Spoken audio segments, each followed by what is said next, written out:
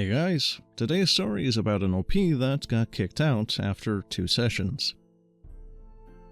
So, recently, I was removed from a game after 2 sessions.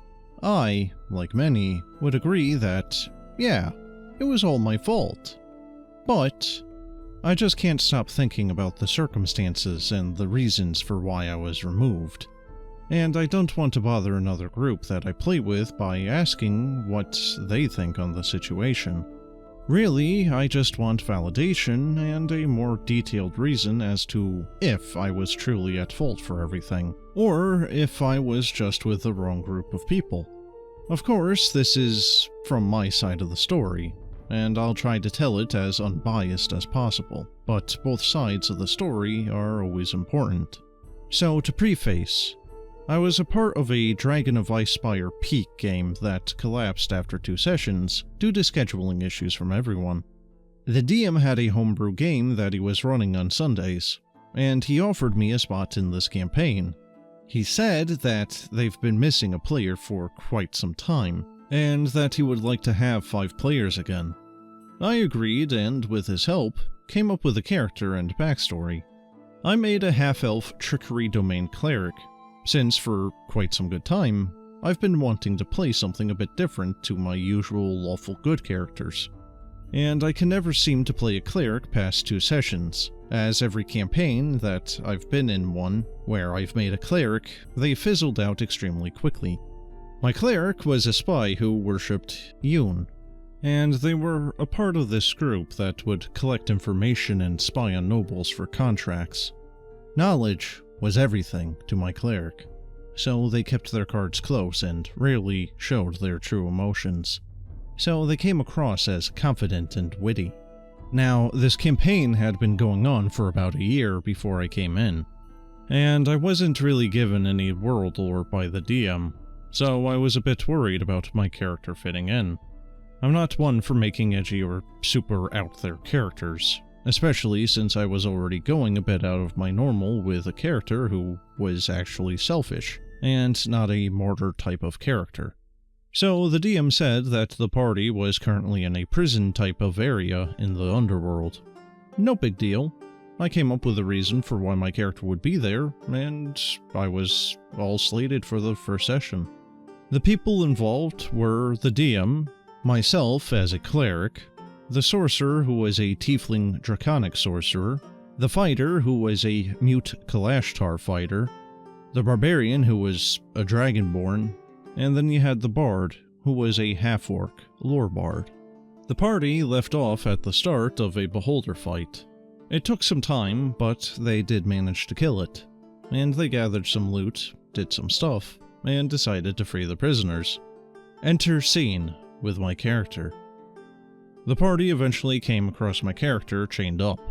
They freed me, and I offered my services since I built an all-utility dedicated healer. Things immediately turned hostile when I brought up why the fighter wasn't talking. I was going for a bit more of an Irish or British style of dialect. I'm not great at accents, so really all I could try to do was at least attempt the manner of speech. I said something along the lines of, "This one is awfully quiet. Are they alright?" They immediately jumped on me, since they thought I wasn't treating the fighter like a person. The sorcerer took the most offense to it, as the sorcerer's and fighter's characters were dating. Alright then, I just dropped the subject and made a note to never use the term, "this one." I didn't mean anything by it, but I guess I just used it wrong, or maybe my tone sounded derogatory.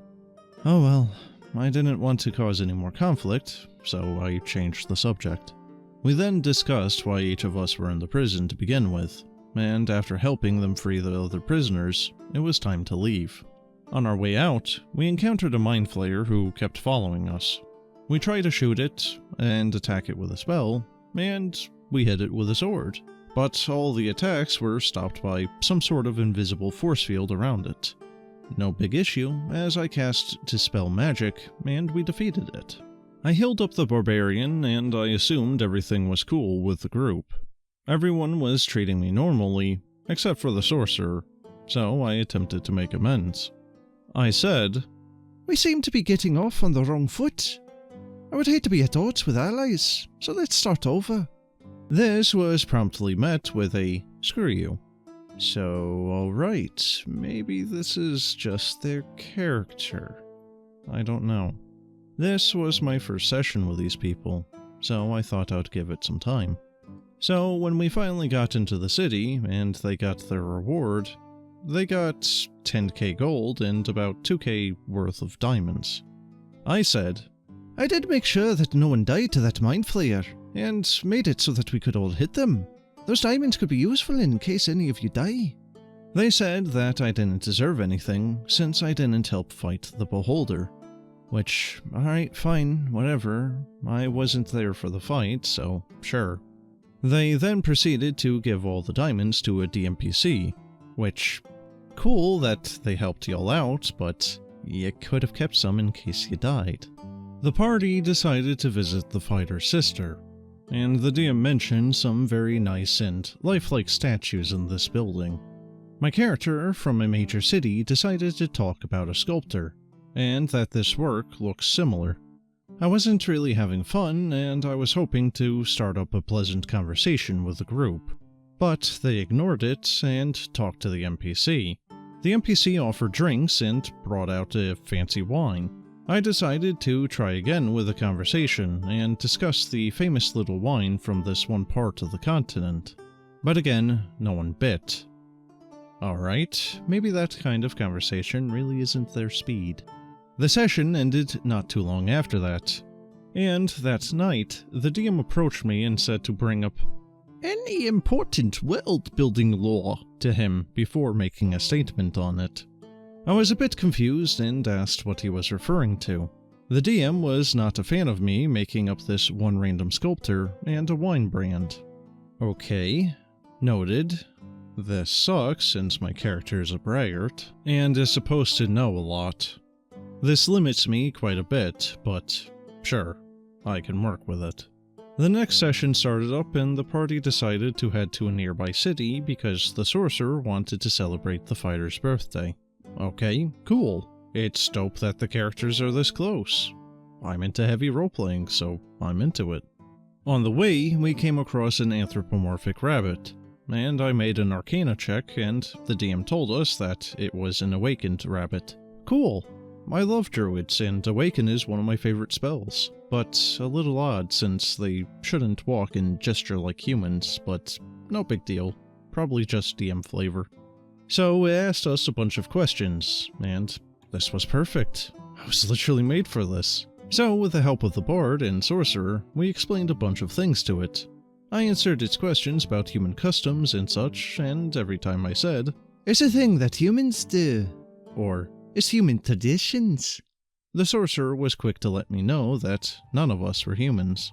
Anyway, we brought the rabbit into a small village and we entered a tavern for the night.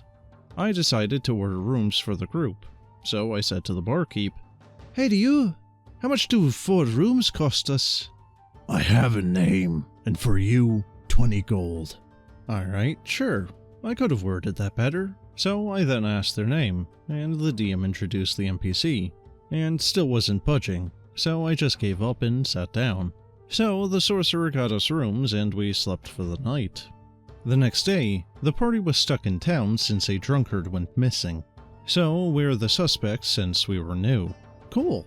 Murder mysteries are fun, and after a lot of investigating, our only lead was that the footprints led from and into this big tree in the center of the village.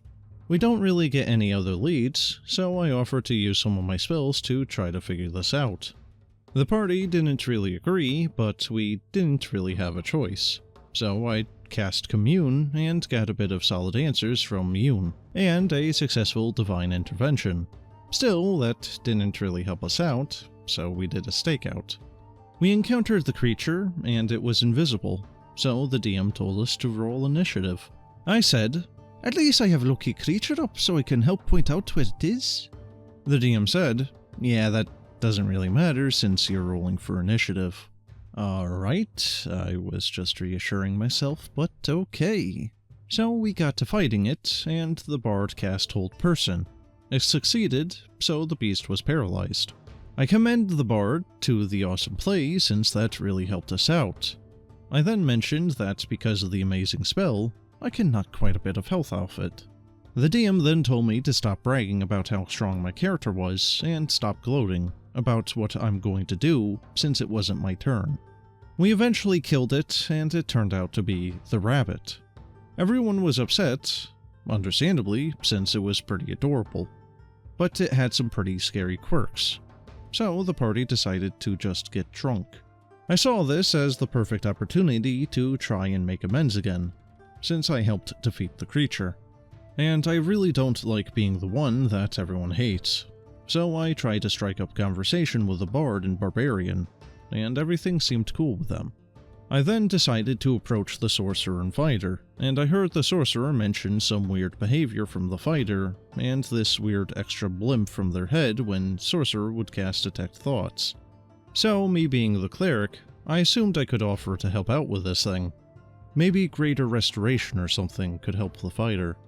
The sorcerer once again told me to screw off, and that they didn't want my help. The fighter then looked at them and did something that shocked me. They mentioned something about offering to teach my character sign language, which I was all over since that would make it a lot more efficient than them writing every time our characters would have to communicate, and it would hopefully help our characters bond. The fighter made a gesture and punched my character in the face, many times. The group decided to break up the fight, and they basically told my character that they were never welcome with them. And I got the message from the DM yesterday saying that I was now officially kicked from the group. The DM's message was this: "So the party has been talking for the last week or two. It's been a pretty heavy part of conversation, but we think that you and the party don't mesh. And I think it would be better for you to just leave. You're consistently offensive and ignoring what other players are doing, or what they want. You're always challenging my rulings and interrupting me to make sure that I know how powerful your character is, and doing the same things to the other players, and it's just not the kind of environment that I want for my players, or that they want for themselves. I'm not really upset, I just want to hear from an outside party if I was in the wrong, so I can make changes. I truly love D&D, and I try to be a kind person. It really kills me if someone thinks of me in a negative light." Well guys, I'm not sure about this one. The OP says that it's all his fault, and then pretty much states nothing that he did wrong. The worst I can see him being at fault for is being slightly obnoxious. If this is actually truthful and he's not effectively lying by omitting a lot of crucial details, then there's no reason for this guy to think that he's at fault here. The players and the DM are all headasses if the OP really is as innocent as he says he is in the story. And if this is how they act to the OP, and probably how they've treated other players, then that's probably why they've gone without a fifth player for so long. There really isn't much more to say on this, but I can definitely say that the amount of stories where everyone is the jerk but the OP are very rare. But let me know what you guys think of this story and the OP and everyone else involved. And, as always, have a good one.